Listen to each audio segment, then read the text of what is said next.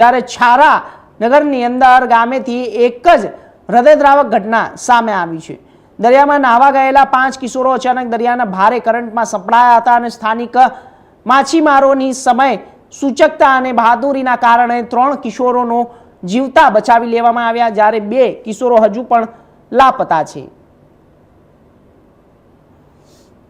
આજરોજ અમને જિલ્લા કંટ્રોલમાંથી જાણ મળતા કે 5 જેટલા બાળકો જે છે છારા ગામના દરિયાકાંઠેથી તણાયા હોય અને એમાંથી સદનસીબે 3 છોકરા છે એમનો બચાવ થઈ ચૂક્યો છે અને 2 છોકરા છે એ હજી પણ મળ્યા નથી।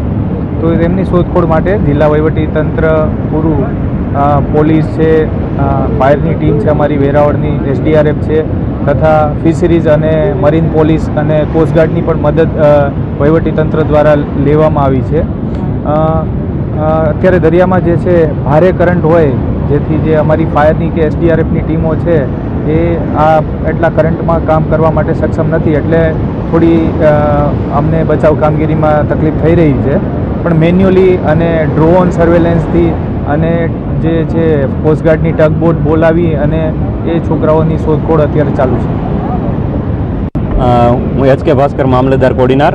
અહીંયા જે છારાનો દરિયા કિનારો છે ત્યાં 5 બાળકોમાંથી 3 બાળકો છે એ દરિયામાં નથી ડૂબેલા, 2 બાળકો છે એ દરિયામાં ડૂબેલા છે એવા ન્યૂઝ મળ્યા છે આપણને। અને આ બાળકોની અંદાજિત ઉંમર અહીંના લોકોના જણાવ્યા મુજબ 16 થી 17 વર્ષની છે।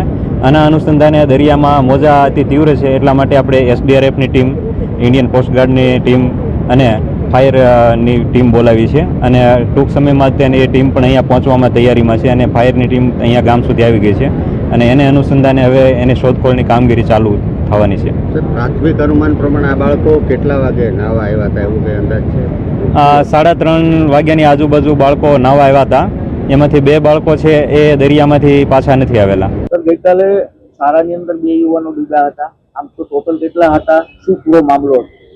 જી, ગઈકાલે પોલીસને મળેલ માહિતી મુજબ કોડીનાર તાલુકાના છારા ગામના 5 કોળી સમાજના બાળકો જે દરિયાની અંદર નહાવા ગયેલ હતા, એમાંથી 2 બાળકો પાણીના અંદર ગરકાવ થઈ ગયેલ હોવાની માહિતી મળતા તાત્કાલિક આ બાબતે જિલ્લા પોલીસ અધિક્ષક શ્રી જયદીપસિંહ જાડેજા સાહેબનો સંપર્ક કરી જાણ કરવામાં આવેલ હતી અને મહેરબાન SP સાહેબ તથા DYSP સાહેબની સૂચના મુજબ પોલીસ દ્વારા અલગ અલગ ટીમો બનાવવામાં આવેલ હતી, તેમજ SDRFની ટીમ, local revenue staff, local police staff, ગ્રામ્ય લોકો, નવા બંદર મરીન તેમજ કંપનીની શિપ વગેરે અને ડ્રોન કેમેરા દ્વારા સતત અને સઘન સર્ચ ઓપરેશન શરૂ કરવામાં આવેલ હતું। અલગ અલગ ટીમો દ્વારા દરિયાકાંઠાના વિસ્તારો તેમજ દરિયાની અંદર પણ સર્ચ ઓપરેશન શરૂ કરેલ।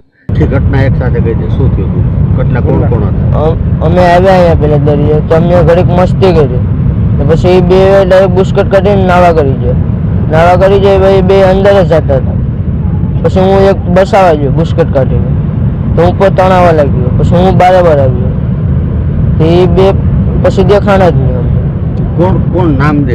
નિર્મલ અને ભાવસિંહ। અને બાકીના તમે બીજા કોણ મિત્રો? હું, કુલદીપ, રાજદીપ ને અક્ષય, અમે 3 બરાબર હતા। અત્યારે શું થયું પરિસ્થિતિ? અત્યારે પરિસ્થિતિ એવી છે તે નથી મળતા અમને કઈ ગોતવા માટે સરકારી તંત્ર કે કઈ મહેનત કરે? હા, કરે છે।